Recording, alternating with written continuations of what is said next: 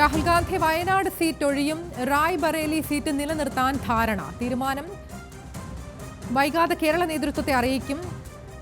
വിവരങ്ങൾ ഡൽഹിയിൽ നിന്നും രുചീഷ് രവീന്ദ്രൻ നൽകും. രുചീഷ്, അങ്ങനെ അവസാനം തീരുമാനമായിരിക്കുകയാണ് വയനാട് നിലനിർത്താൻ. എന്തൊക്കെ മറ്റു തീരുമാനങ്ങളാണ് ഈ പ്രവർത്തക സമിതി യോഗത്തിലുണ്ടായത്? രുചീഷ്. സമിതി യോഗം തുടങ്ങിയപ്പോൾ തന്നെ ഈ രാഹുലിന്റെ 2 സീറ്റുകളിൽ ഏത് നിലനിർത്തണം എന്ന കാര്യത്തിൽ ചർച്ചയുണ്ടായി.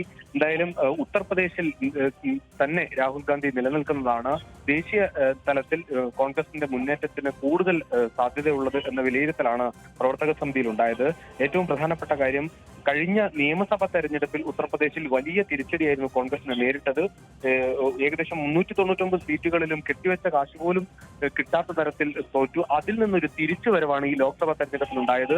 1 സീറ്റ് മാത്രം ഉണ്ടായിരുന്ന സ്ഥലത്ത് നിന്ന് 6 സീറ്റിലേക്ക് കോൺഗ്രസ് മാത്രം മാറി. ഏറ്റവും പ്രധാനപ്പെട്ട കാര്യം, രാഹുൽ ഗാന്ധി പോലും സ്മൃതി ഇറാനിയോട് തോറ്റ അമേഠിയിൽ പോലും തിരിച്ചു വരാനായി. അതുകൊണ്ട് രാഹുൽ ഗാന്ധി റായ്ബറേലി തന്നെ നിലനിർത്തണം, വീണ്ടും BJPക്ക് ഒരു അവസരം കൊടുക്കരുത് എന്ന നിർദ്ദേശമാണ് ഉത്തർപ്രദേശിൽ നിന്നുള്ള നേതാക്കൾ അറിയിച്ചത്. അതിനെ എല്ലാവരും പിന്താങ്ങുകയും ചെയ്തു. എന്തായാലും വയനാട് സീറ്റ് രാഹുൽ തത്വത്തിൽ ഒഴിയാൻ തന്നെയാണ് ഇപ്പോൾ തീരുമാനിച്ചിരിക്കുന്നത്.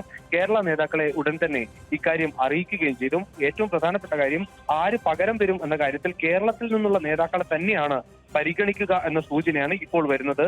ഏറ്റവും പ്രധാനപ്പെട്ട കാര്യം, കെ മുരളീധരനെ ആ സ്ഥാനത്തേക്ക് പരിഗണിക്കും എന്ന് തന്നെയാണ് നമുക്ക് ഇപ്പോൾ പറയാനാവുക. കാരണം മുരളീധരന്റെ തൃശ്ശൂരിലെ തോൽവി വലിയ തരത്തിൽ കേരളത്തിലെ കോൺഗ്രസിലും വലിയ പൊട്ടിത്തെറി ഉണ്ടാകുന്ന സാഹചര്യത്തിൽ മുരളീധരനെ വയനാട്ടിലേക്ക് പരിഗണിക്കുന്നുണ്ട് എന്നും കൂടി ഈ ഒരു സാഹചര്യത്തിൽ പറയാനാകും. എന്തായാലും രാഹുൽ ഗാന്ധി വയനാട് സീറ്റ് ഒഴിയുമെന്ന് ഉറപ്പാണ്. ഒരിക്കലേ കൂടി രാഹുൽ ഗാന്ധി വയനാട് സന്ദർശിച്ച ശേഷമായിരിക്കും ഔദ്യോഗിക പ്രഖ്യാപനം എന്നാണ് ഇപ്പോൾ കരുതുന്നത്.